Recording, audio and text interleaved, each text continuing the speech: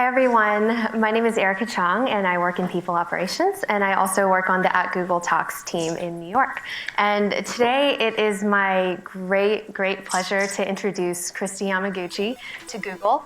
Kristi, I think you guys all know, but she is the 1992 Olympic figure skating champion. She's also a winner of a recent season of Dancing with the Stars, and she has recently added best-selling author to her litany of accomplishments. And her book is called Dream Big, Little Pig. So we're going to ask her to actually do a reading for us today.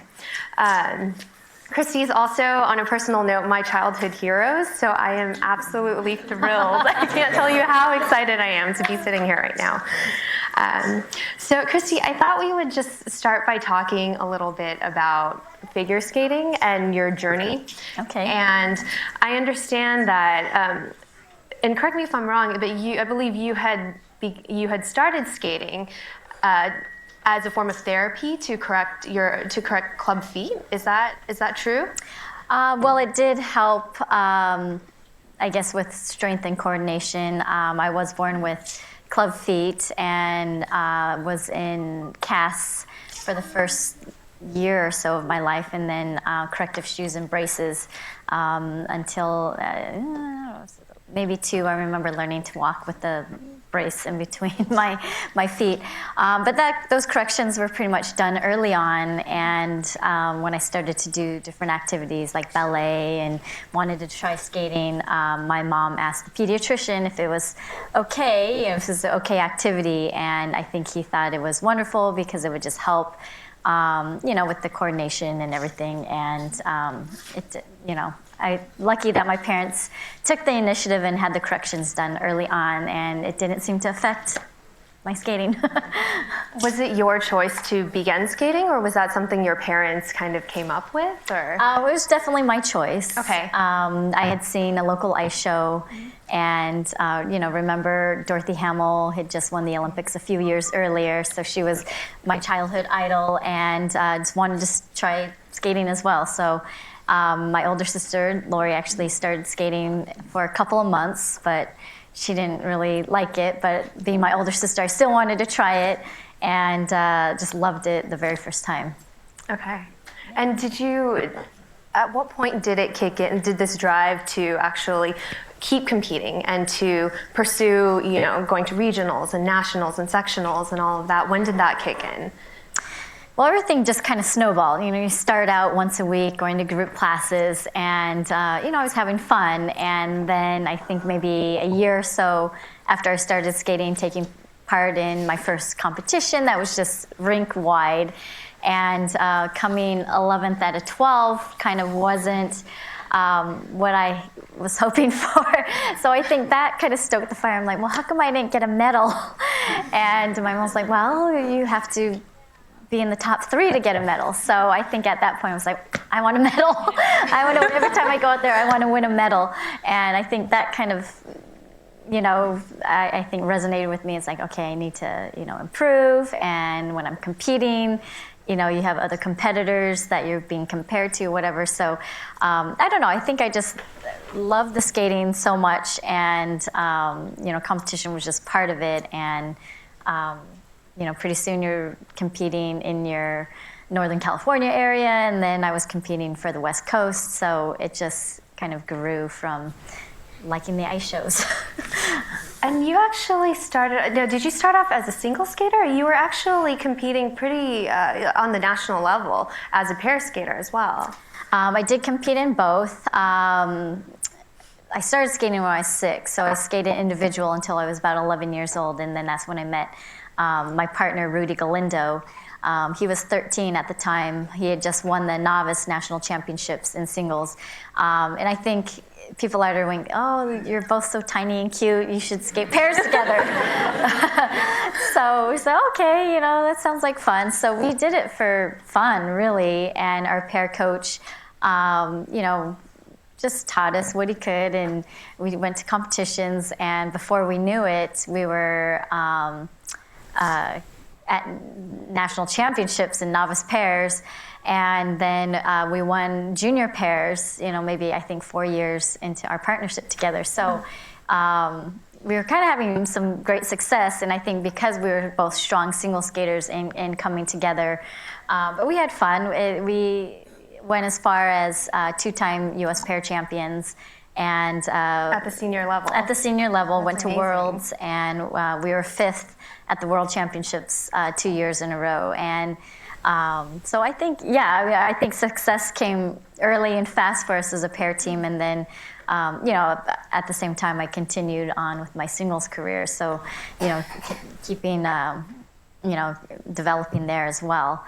But I think at the time we were competing against, in the pairs category, the top Russian, the top Czechoslovakian, and Canadian teams. So for us to be 5th 2 years in a row was really, I think, as far as we thought we could go. And it was kind of time to make a decision either way, because juggling both disciplines was getting more difficult at that world level. And it was a tough decision, but I knew I would always go back to, or continue on with the single skating. So that's where I turned my focus. During that time when you had to make that decision, what was that process like? And did you ever second guess that?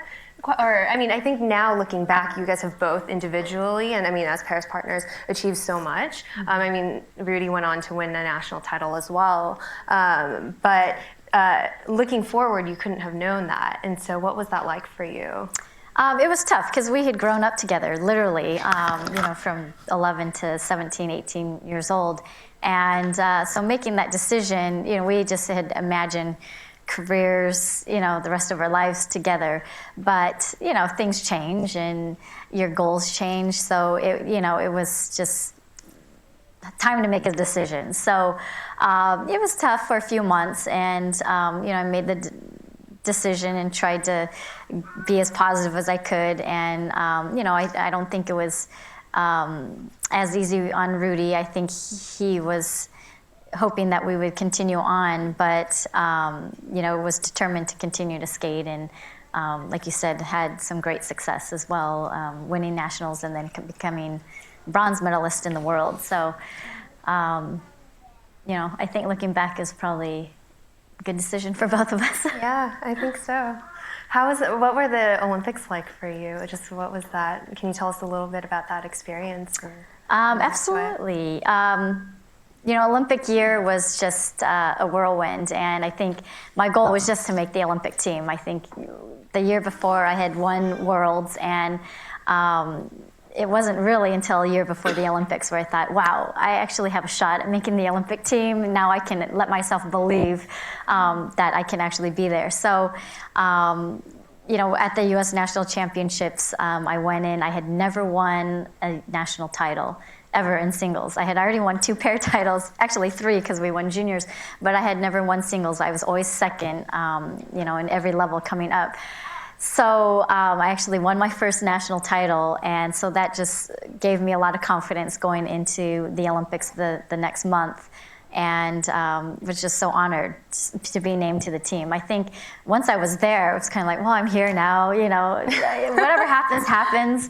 Of course I want to skate my best and skate well because I've trained so hard to get here, but the gold medal was something I didn't want to think about. I don't know, I just didn't want to jinx myself, but I knew if I skated as well as I could, I would have a good shot at it. So I was actually listening to a talk recently by an author named Joshua Foer, and he wrote a book called Moonwalking with Einstein. And so he was talking about just the importance of stepping outside of your comfort zone. And he actually used figure skating as an example. So what he said was the best figure skaters actually spend more time falling than they do practicing the jumps that they know that they can land. Did you find that to be the case in your situation? Or because I know when I was skating, I'm like, okay, I'll stick to my axle, I'll coast on my axle for a while before moving on to my double sow, and that's probably why I didn't go to the Olympics. But did you find that to be the case? Kind of, yeah, definitely. I think coming up as a skater, in order to get to the next level or learn that next jump or spin or whatever, you're going to make a lot of mistakes. So definitely, I mean, I remember working on my double axel, which is kind of a big step. It's the hardest double to learn. And just saying, okay, I'm going to work 20 minutes on my double axel, and it would just be literally skate around, jump, fall, skate around, jump, fall, skate around for 20 minutes. And you're just kind of waiting for that moment for it to click. And, you know, I think my coaches at the time were just very good at instilling in me, okay, you just, this is what you have to do. And because you look around and you see other people doing it and or landing the jump, that it kind of motivates you to keep doing it and finally get it. So I think ultimately, finally, she offered like $100 if I could land it clean.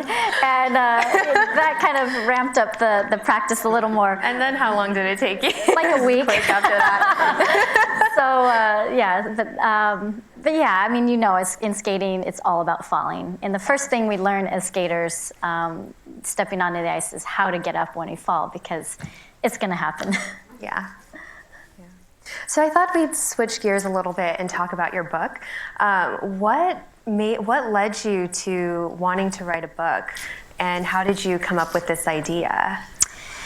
I think, you know, I've worked with children quite a bit. I've had a foundation for 15 years that has centered our needs, or the needs of children for us. So I've always wanted to do a children's book, but it was never, I guess, in the forefront of my priorities. But I think my own two children, becoming a mother, really inspired me. When I started working on the book, they were 4 and 6. So perfectly in that age range that I wanted to target, and I thought it would be just something special for them to have that mom wrote a book for them. So, you know, I didn't know where to start, but luckily I had a book agent approach me and said that she would help me. And, you know, I got involved with the process right away, and luckily found a publisher in Source Books that came along and said, okay, we like your story, you know, let's move with it. So it was really a labor of love, and I didn't know what would happen with it. Of course, always hoping that the story would grasp and take root and resonate with the audience. And I guess the concept for the book came about as well. If I'm going to do this, you know, looking at some of my favorite books or children's books, they all have some type of message, and I wanted a positive message to leave with the kids, and something possibly that I had learned through skating to pass on to them. So that's where the concept of the book came about from. Okay. So we have actually a couple of kids in the audience here. I believe some Googlers brought their kids. Did you want to do a little bit of a book reading for us? Definitely. All right. So it's called Dream Big, Little Pig, and illustrated by Tim Bowers.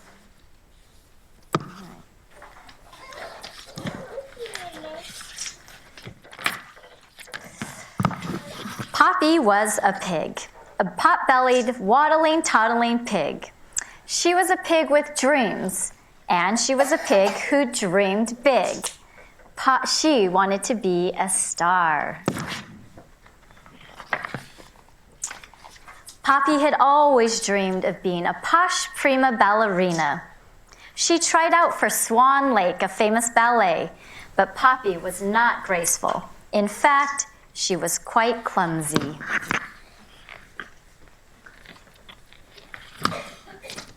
Follow your dreams, said Poppy's mother, who loved her no matter what. You go, girl, said Poppy's grandparents, who were her biggest fans. Dream big, pig, said Poppy's best friend Emma, who was always there for her. Dancing is just not for you, said the people in charge of the ballet. Try something else.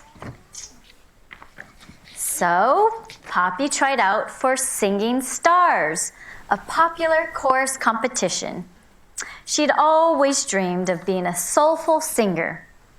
But Poppy sang off-key, and to be honest, she couldn't really carry a tune. Follow your dreams, said Poppy's mother. You go, girl, said Poppy's grandparents. Dream big, pig, said Emma. Singing is just not for you, said the people in charge of the competition. Try something else. So Poppy tried out for supermodel search. She had always dreamed of being a big-time, splashy supermodel. But Poppy was not very glitzy or glittery, and she even tripped on her fancy gown. Follow your dreams, says Poppy's mother. You go, girl, said Poppy's grandparents. Dream big, pig, said Emma. Modeling is just not for you, said the people in charge of the search. Try something else. But Poppy didn't know what else to try. And as she wandered through New Pork City, she began to wonder if her dreams would really come true. Poppy was about to give up when she heard her mother say, "Just follow your heart. Remember, we love you no matter what." And her grandparents cheer, "We're your biggest fans." And her best friend Emma squeal, "We're here for you." Poppy smiled. She knew just what to do. When Poppy thought about all the things she truly loved, her friends and family were at the top of her list. So the next day, Poppy invited Emma for a pig's day out in the park. While giggling and strolling along, they spotted an ice rink. Poppy and Emma watched the skaters skimming and spinning, swooping and swizzling on the ice. Poppy realized that it was the most beautiful sight that she had ever seen. Her heart danced with joy. Emma saw a twinkle in Poppy's eye and high-fived her friend. "Dream big, pig," she cheered. So Poppy waddled and toddled right up to the skating teacher and said, "I'd like to be a spectacular ice skating star." A pig on ice, the teacher pondered. "Honey, I don't know if that's possible." "Anything's possible," said Poppy. "I believe in dreaming big." The teacher shrugged. "As you wish," she said. "We'll see if the pig's got pizzazz." Poppy laced up her skates. She slipped and slid all over the ice, and she fell. But this time, Poppy got up. Over and over and over, she shuffled and stumbled and fumbled and fell. But by the time the rink closed for the night, Poppy was skating more than she was falling, and it felt like magic. Poppy returned to the rink the very next day. Her cheeks were pink with winter wind and excitement. She was so happy gliding, sliding, and tumbling and bumbling on the ice, she didn't even notice that she wasn't perfect. And nobody else did either. Now a most persistent pig, Poppy learned to twirl and swirl and do dips and lunges and splits. Poppy learned to do jumps and spirals and lifts. Before she knew it, more and more skaters stopped to watch Poppy practice. She was quite a sight. She even had her picture on the front page of the newspaper. Poppy felt like a star. Some of her fans made t-shirts that read, "Follow your dreams." Others wore hats that said, "Dream big, pig," and tote bags declared, "You go, girl." Poppy's dreams had come true. Time went by, but Poppy didn't stop dreaming. One day, she decided to be a pilot. She wanted to parachute and be the first skydiving pig. "When pigs fly," said the other pilots. But they did not know Poppy. She was a pig who dreamed big. The end.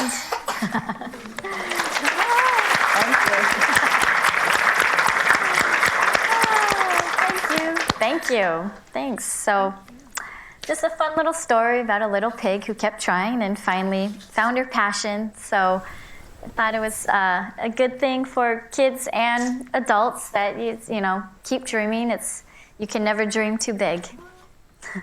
Have your daughters actually started skating? I know between you and your husband, you guys are both spectacular on the ice. Have they taken to skating at all?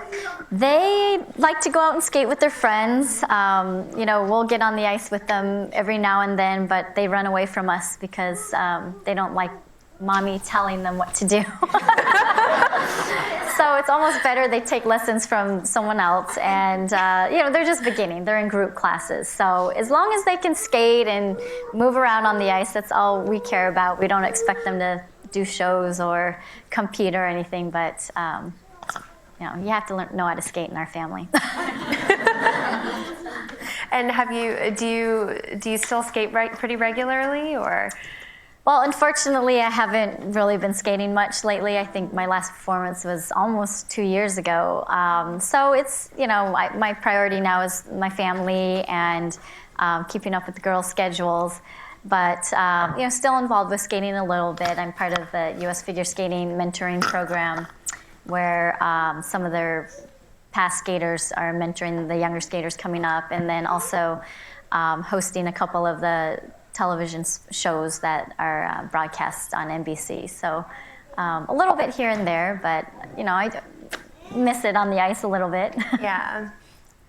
And just listening to you read the book, it sounds like Poppy went through a couple different things before stumbling across skating. And how important do you think is raw talent, I guess, versus just sheer determination in pursuing something that you're interested in and ultimately succeeding at that? I think it's, my grandmother always said you have to have the 3 Ds, the 3 Ds, determination, dedication, and desire. And if you don't have those, then you're not going to have success. And yeah. I completely believe that because I was not the most talented. My mom would always say, well, they're learning it much faster than you, and why can't you do that? They're already doing that. And she knew. She's like, well, I think you just need to work a little harder in order to progress like the other kids.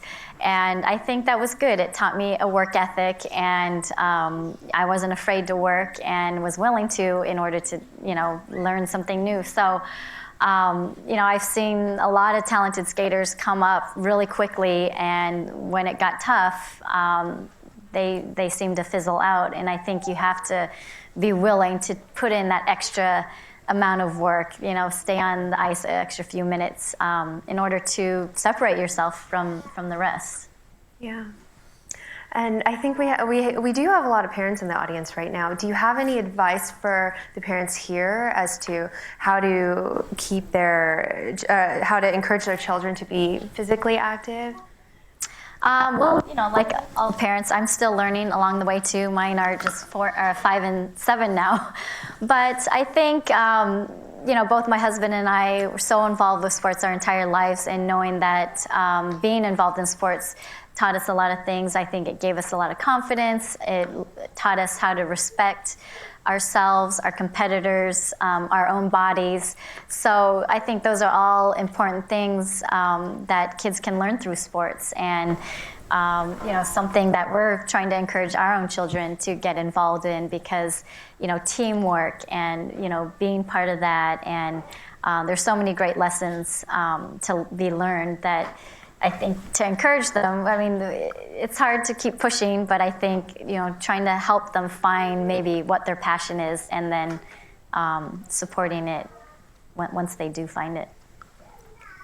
And you also, going along this theme of dreams, you also run the Always Dream Foundation, and you've been involved with this for, was it 15 years? Actually almost 16 now, yeah. 16 years. So can you tell us a little bit about that and the work that you do through your foundation? Sure. It's Always Dream. I established it because I was inspired by the Make-A-Wish Foundation, which does a lot of work with children and their families. So I decided to create something that will help touch the lives of children out there, and in all genres. We've helped children with disabilities to disadvantaged children, underserved children, children of tragedies like Hurricane Katrina and the recent tsunami in Japan. So we've kind of dedicated ourselves to embrace the hopes and dreams of children in whatever way we can. Now we are kind of turning our focus more on education, again, inspired by my children entering public school. So, we really want to try to help the literacy component and really target early childhood literacy and technology and finding a way to combine those two and make a difference, because we know that reading levels, and especially at the third grade level, will help determine your success in not only school but in life as well. So if we can make a difference there, especially in the underserved areas where these children don't have access to books, and we want to teach them to learn to love reading and to love books as early on as possible. Okay. I thought we could take some time to open it up to the floor for questions. Hi, Kristi. Hi there. Thank you for coming to Google today. Oh, thanks. So nice to meet you. Thank you. I'm wondering if you got nervous before you competed and what you did to try to control that. Okay. Thank you. Can you hear me still? Is this still on? Yeah, okay. Definitely got nervous every time I competed, even for every show, almost every performance. But I think just a lot of positive reinforcement. The night before the competition, I did a lot of imagery and walking through what I wanted to do and going through the entire routine, making sure it's perfect. If it wasn't, I'd go back and rewind and do it until it was how I wanted, and then I could fall asleep. But, and especially right before stepping on the ice, there's a lot of anxiety, and it was, just kind of calming, breathing techniques, as well as telling myself, I've trained for this, I'm ready. I think the training that I did leading into the competitions always was something I leaned back on, and I said, I've done this 100 times at home, at my rink, in the comfort of my surroundings there. I just wanted to take myself back to my training rink and just tell myself it's just like any other day. Just go out and do what you can. So, but I think just preparation and the training helped with the confidence.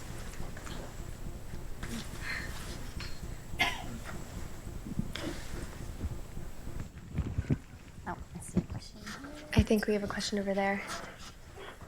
Hi, Kristi. It's nice to meet you. Thank you very much for coming to Google. Sure. First of all, I just want to tell you that, like Erika said, you've been one of my idols growing up. There are very few strong Asian American women in the media to look up to. So thank you for being here and sharing your story. And another question I have is, I know that you grew up in the Bay Area, specifically Fremont, which is where I also grew up. So I'd like to hear about how growing up in the Bay Area and Fremont has influenced you. Yeah, I feel like just any other California girl, I guess, out there. Fremont was a great place to grow up in. I remember it being very diverse and just a great place. I think being in the Bay Area in general, I think, you have access to so much right at your fingertips. And, and I don't know, I think my parents were great to support whatever it was I dreamed of. I know people ask, there's been Peggy Fleming, Brian Boitano, Debbie Thomas, obviously Rudy Galindo and Charlie Tickner, and we're all from the Bay Area, and it's like, well, it's kind of, the Bay Area's produced some very successful skaters, but yet we've all had different coaches, we've all, trained at different rinks, so we kind of don't know why. I think skating's popular here, and we have a great set of rinks, but I don't know, maybe we just have a bigger pool of talent to pull from, but I can't explain that, but I think it is a great place as far as, nurturing sports and being open and, allowing, different, skating's probably not the number one sport to go into, but, there's still places to go to train and focus on it. Thank you. I want this energy. Hi, Kristi. It's good to meet you. And Hello. I also grew up in Fremont, by the way. Ah, all right. I just wanted to ask, after you achieved your amazing success at the Olympics and such, did you ever have moments after that saying, how can I top this? What do I do next? Where do I go from here? Did you ever feel lost at all, or you hadn't actually thought past that point or anything like that? And how did you kind of come to where you are now? I probably have thoughts like that more now than I did after the Olympics. I think I was really fortunate that in skating, I was able to look beyond the Olympics and see a career path ahead. Back in 1992, there was a very rich professional skating atmosphere to join. And so I knew if I didn't continue to compete, I wanted to tour as a professional. And that was really my ultimate dream. When I was little, it wasn't really the Olympics. I didn't know what that was. It was to be a professional skater touring the world. So I knew I wanted to do that for several years after the Olympics. But there were times when I'm like, is that like the highlight of my life? How sad at 20, like what's gonna happen now? But I think, using that fear and then finding other challenges to face kept me going. And, dedicating myself to a 10-year professional career was one, and then looking beyond that, I knew, family was another, that, the timing was just right. And then once my kids were older and I felt, okay, I have time now to maybe do some other things, and that's when Dancing with the Stars came about and, other projects. So I don't know, I think I feel the most alive and the most energy when I have something to look forward to and a new challenge in front of me. Thank you. Uh-huh. So Erika, we might need to. Hello. Oh, hi, Kristi. Thank you for coming. I actually met you. This is the second time I'm watching you talk. The first time I saw you talk was back in Isoplex, and this was when I was in 7th grade. You kind of showed up. Well, it's now called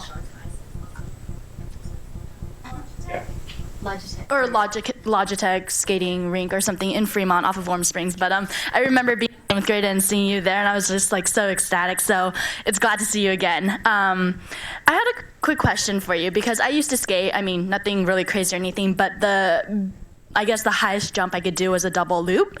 And so I haven't skated in a really, really, really long time, and I'm kind of afraid to go back because I just don't want to be disappointed to not be able to do anything except skate around in a circle. So I just kind of wanted to see if, how you feel about going back to skating, because you said you haven't skated in or your last show was 2 years ago. Right. And also, how do you feel if you can't do a certain jump that you used to could do, with your eyes closed? Oh, yeah. No, I feel your pain for sure.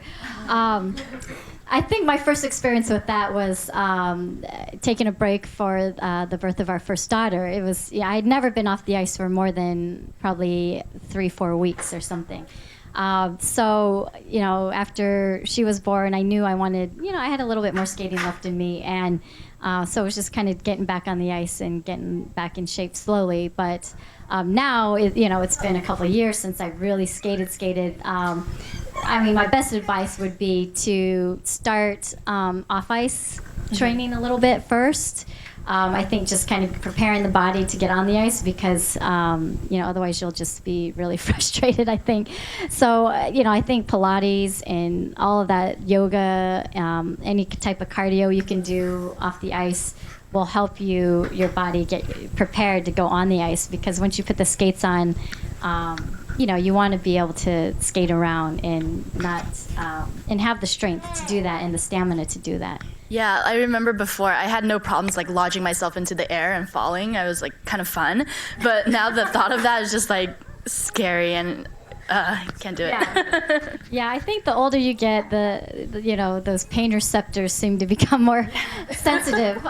So I tend to. It's hard. I know I can't do the jumps that I used to, and that's frustrating. My focus isn't on the training anymore. So I know I have to be realistic that I'm not doing that anymore. But that's a big part of the reason why I'm not performing anymore, because when I knew I used to perform at this level, it's hard to accept that, okay, I'm down here now, and maybe that's not how I want to be seen anymore.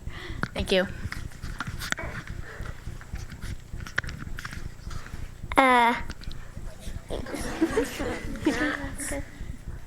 Ask her? Yeah, you can ask her. Okay.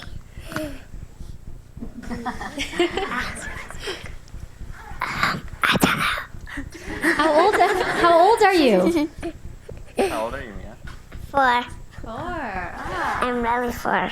Which is really fun. When are you planning on coming out with another book?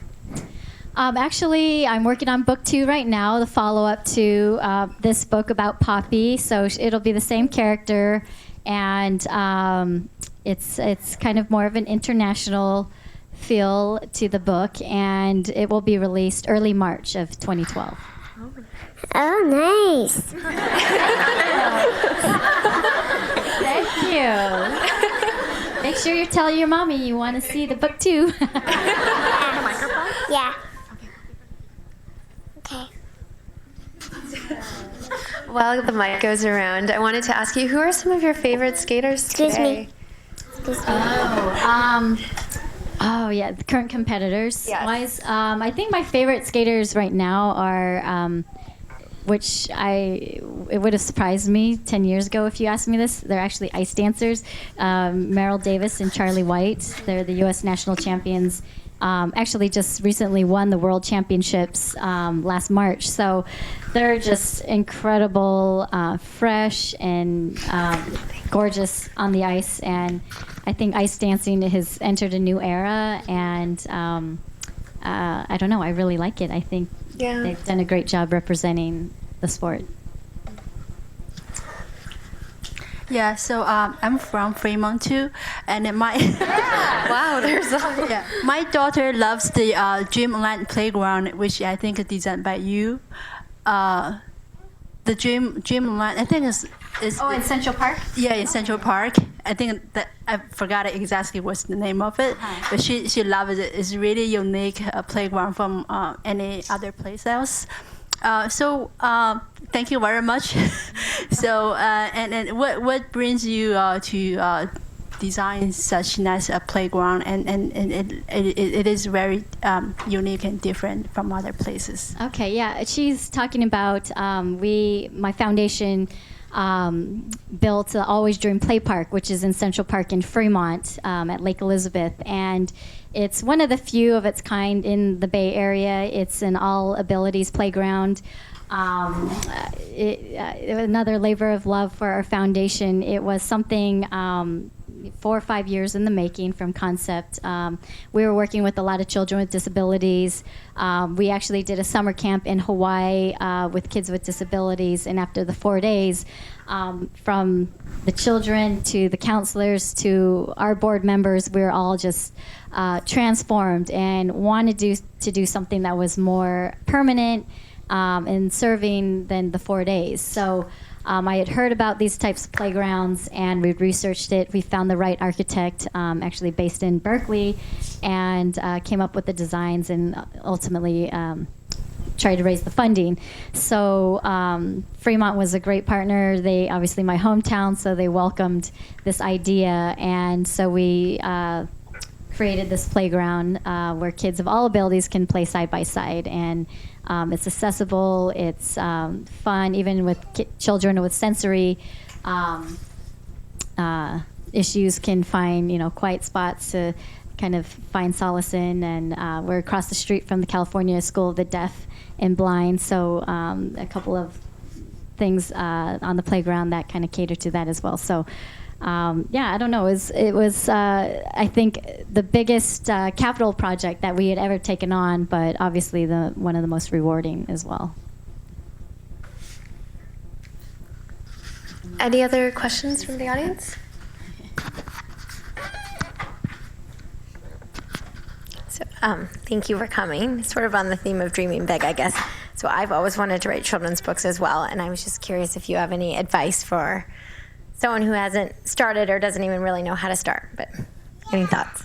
Yeah, I mean, I think, the most important thing is come up with your concept first, like what you want to accomplish in the story. And, that's kind of what I came up with here. I said I want someone positive. I want to leave a great message. I want kids to know that it takes work and failure to sometimes accomplish your dreams. You don't necessarily have to win, but it's more about giving it your best. So it's finding that concept and kind of putting those together, and then finding the character that you want to, be the one to express these things, and then just writing it. I don't know. It's just kind of jotting down. I mean, I just did it on paper. In the second book too, I wrote on paper and I was scratching out and throwing them away, just the old-fashioned way. And finally, when I got a manuscript that I thought was presentable, then, with the first one, turned it in, and my book agent shopped it around. So. And did you already have a relationship with the illustrator, or did you find them through your agent? That came after the publisher came in. They had an idea of what they wanted. So, they introduced me to Tim via email. I've never met him, actually. But everything was done through approvals of sketches he turned in. And I was just really lucky that I really liked what he did. Thank you. All right.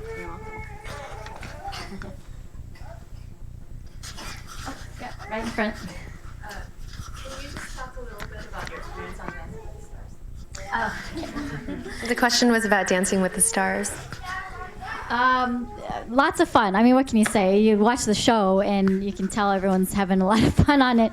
But I think the surprising thing for me was that it was so physically demanding, but emotionally and mentally demanding as well. I think the first few weeks you're just on a high and you're like, okay, I wasn't eliminated first. This is great. I'm still on the show. And then it slowly becomes harder and harder, and there's more pressure, and they're expecting more of you. But it was so much fun. I had a great partner. Mark Ballas was my professional partner. Just talented beyond, beyond, not only a dancer, but his first passion is music. So he writes and composes and performs his own music as well. So just a great group of people. It kind of parallels the skating world a little bit, the dance world, as far as, the performing side and the characters within it.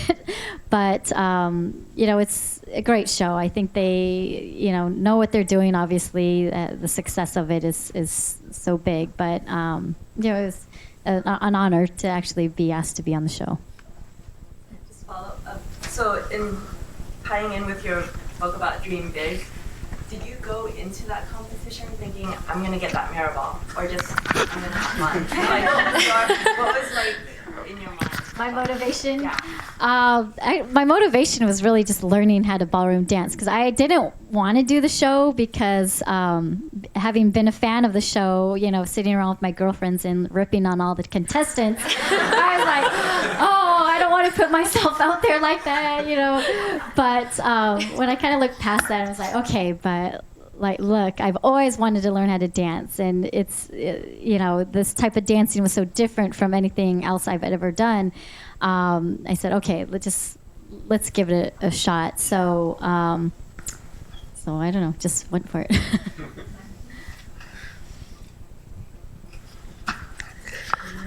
Anyone else? Hi, Kristi. Thanks for coming. Me and my sister were also from Fremont. All right. Fremont, hands. How many people are there from Fremont? Oh my goodness, look at that. Woo! MSJ. Any other MSJ? Woo!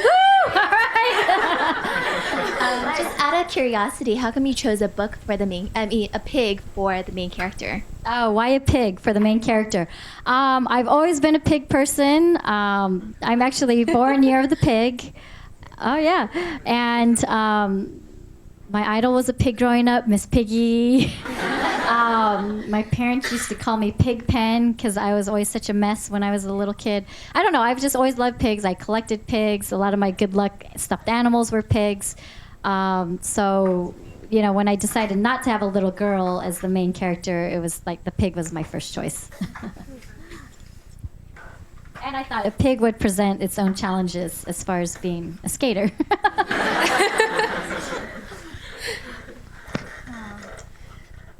Anyone else? Okay, so thank you so much, Kristi, for joining us today. I think it was a real pleasure for all of us here.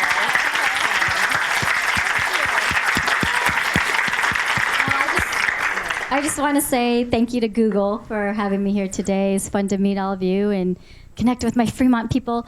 But no, I'm obviously a big fan of Google, and it's an honor to be here, see your campus, to be invited, and to share just a little bit of what I've done with all of you. So thank you so much, and look forward to maybe chatting with you guys later.